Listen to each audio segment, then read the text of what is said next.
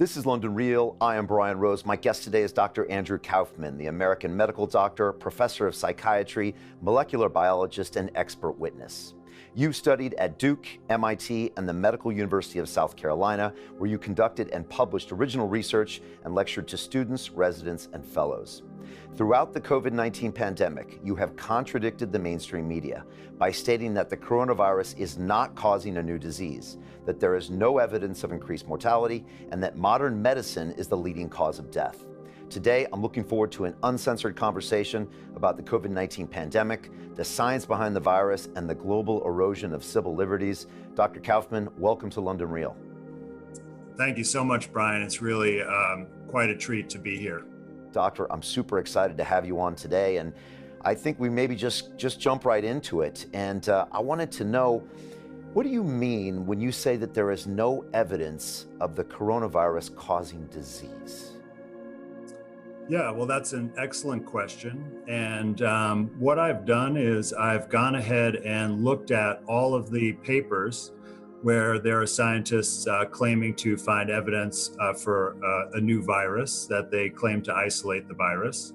And I've basically scrutinized their procedures, and I've compared that to the history of how viruses and other diseases are proven to cause disease and how they're identified. So I've become familiar with the procedures and how they work. And what I've found is that the scientific procedures that have been utilized in all of these scientific studies are actually, it wouldn't be possible using those techniques to isolate a virus and purify it and prove that it exists. So what they've done really is they've done kind of two things. So one has to do with the genetic material, and one has to do with isolating a viral particle. So I'll talk about those separately. I'll talk first about the genetic material. So the general procedure that they utilize is that they identify someone with an illness that is unexplained, like this happened with the first group of patients in Wuhan, China, but it's been done in several other places around the world.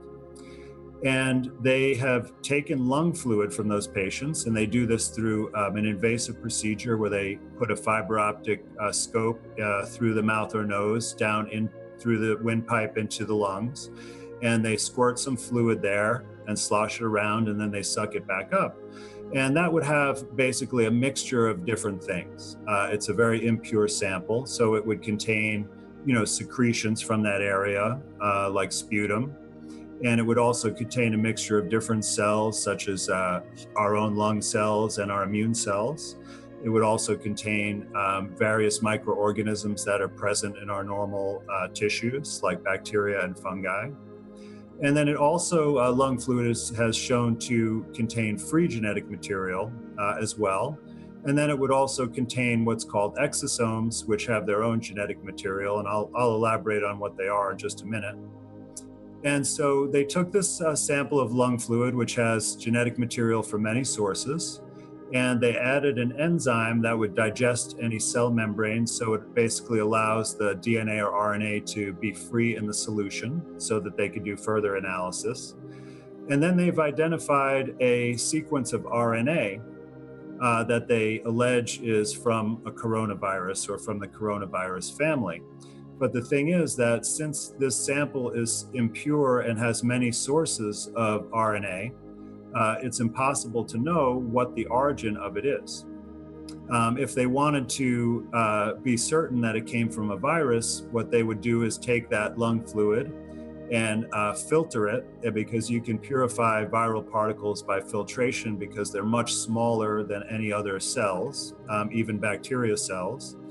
And then you typically use a centrifuge with a density gradient that creates a tight band of these particles that's easy to suck up in a pipette.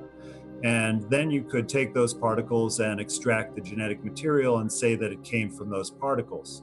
But when you have an impure sample with lots of sources of genetic material, you really don't know where it came from.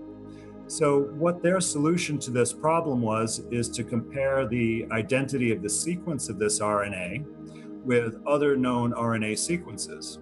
And they specifically compared it with the SARS-CoV-1 virus, which was the virus allegedly responsible for the SARS outbreak in 2003. You say allegedly. We'll get to that, I guess. Yeah, well, Okay. the thing is that they used the same exact procedures when they did the experiments for that virus. So, in other words, they got the genetic material from an impure sample also, so it's not clear where the origin of that is. So you can follow this back in a chain to some of the original papers, and what I've found pursuing that is essentially the same exact procedures used each time. But how they said that this represented a coronavirus and was related to the SARS-CoV-1 virus, in fact, they call this virus the SARS-CoV-2, is that they looked at the identical nature of the sequences, and they found that it was just under 80% identical. And that's how they said, well, it must be related, and so we'll call it SARS-CoV-2. But the thing is, if you look at the genetic sequence between humans and chimpanzees, you'll find that there's 96% sequence homology or identicality. And so we are clearly not the same as chimpanzees, and no one would say that our genetic material is a part of the chimpanzee family. But yet they're using a sequence identity that has a much lower percentage, under 80% compared to 96, and saying that's a coronavirus because of that. So in my opinion, this is extremely weak science, and without purifying the lung fluid sample, you really can't tell what the origin of the RNA is. So they've used this sequence to develop the main diagnostic test that they're using, which is the PCR test. And aside from any problems using the PCR methodology, we simply don't know what it's testing for, because we don't know the source of that genetic material. Okay, so they're around testing people, and they're getting back these results, and the results don't necessarily correlate to the person they're testing having anything that might be related to something that might cause a disease. You could get a quote-unquote false positive for other things in the past, including maybe flu vaccines or colds or a variety of things that happened to your past, and now they're qualifying you as COVID-19 positive? Yeah, well, it's quite possible that this RNA actually comes from our own cells. So a positive test could just say that we've measured your own RNA. I mean, the thing is, we really don't know what it is, and it doesn't seem to correlate with presenting with actual clinical illness.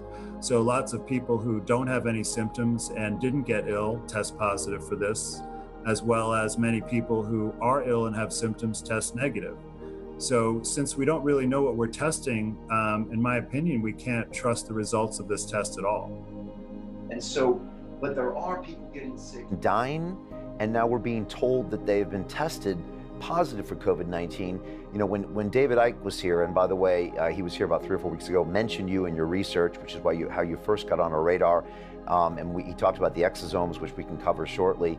You know, he was careful to tell me how the language in the media never says someone died of COVID-19. They died after testing positive to COVID-19. And you know, doctor, now it's become a meme where even the public seems to be catching on, where, you know, somebody, some wife shot her husband in her home because they were locked down because of COVID-19, so he died of COVID-19. I mean, it's almost not funny that it's become a joke, because the public seems to know that now everything is being overclassified as COVID-19 related. Yeah, absolutely. And, you know, this is a really important thing to look at, because this comes from directives from our public health organizations and agencies. So for example, CDC as well, right? Yeah, the CDC issued a special document that's a guidance on filling out death certificates. And they've essentially gone away from their usual protocols where you want to have some certainty about the cause of death. And they've said that even if there's suspicion that COVID might be the cause of death, that you should just put that as the cause of death on the death certificate without any further scrutiny. In Minnesota, there was a directive that said if someone dies and you suspect it may be COVID-19 related, that not even to bother doing a test post-mortem, just label them on the death certificate as COVID-19. And then I also got a document, I think it was from the health commissioner or possibly the governor of New Jersey, a letter to healthcare providers, and it instructed them that in the usual procedure when there's a health crisis, that they normally would send bodies of people suspected to die related to the crisis for autopsy to the medical examiner. But it said in this case to not send any bodies to the medical examiner, to just essentially label them as COVID-19 deaths. And the only reason I could see that they would institute such a policy is that if they sent them for autopsy, they would probably find that they died of a regular cause. And this would affect the numbers in a bad way in terms of if you're trying to create the appearance that a lot of people are dying from COVID-19.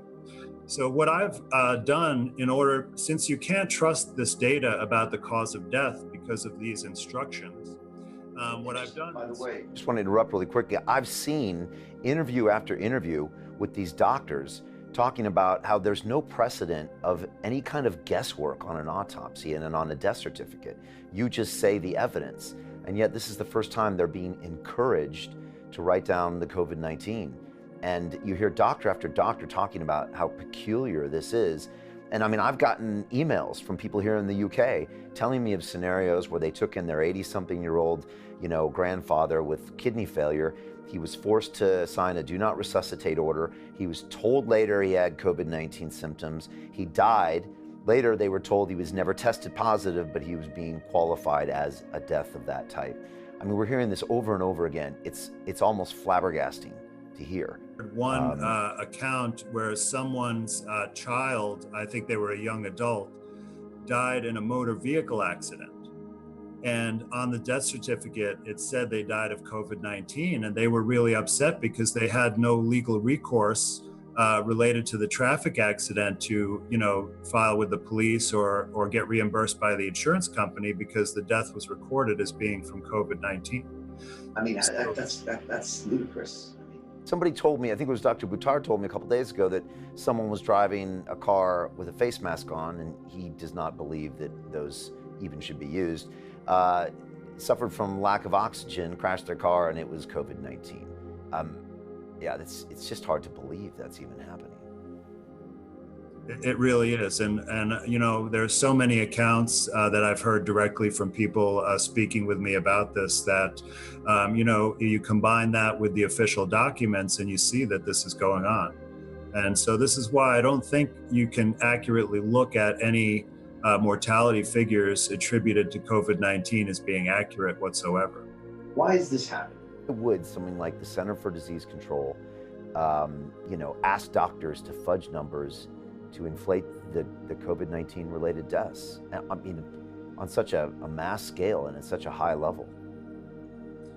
Yeah, well, I'm certainly not advising the CDC how to proceed. So whatever I say would be somewhat speculative on my part. But in looking at what I do know about the CDC, one thing is that it is mostly funded actually by private industry. So there's something called the CDC Foundation, and you see that all of the major companies that represent the healthcare industry, such as pharmaceutical companies, health insurance companies, medical device companies, et cetera, are the financiers of the CDC. And they certainly have a lot of profit to gain based on having a serious pandemic and needing to sell vaccines or testing kits and things like that. I think the hospitals are in a different position financially right now, but it seems that all of the policies that they've initiated would have to be for the immediate purpose of inflating the perception of the health consequences of this COVID-19 situation. But it's definitely not grounded in reality. When I was in my 20s, I had a job for a couple of years. I was working for the New York City Department of Health, and it was in a CDC-sponsored position called a public health advisor. And my job was actually to go to hospitals and clinics around New York City and review charts to identify cases of AIDS. And I remember at that time, there were very specific criteria that had to be met in order to qualify a case of AIDS. And I would have to hunt down a lot of information in order to find out if the criteria was met.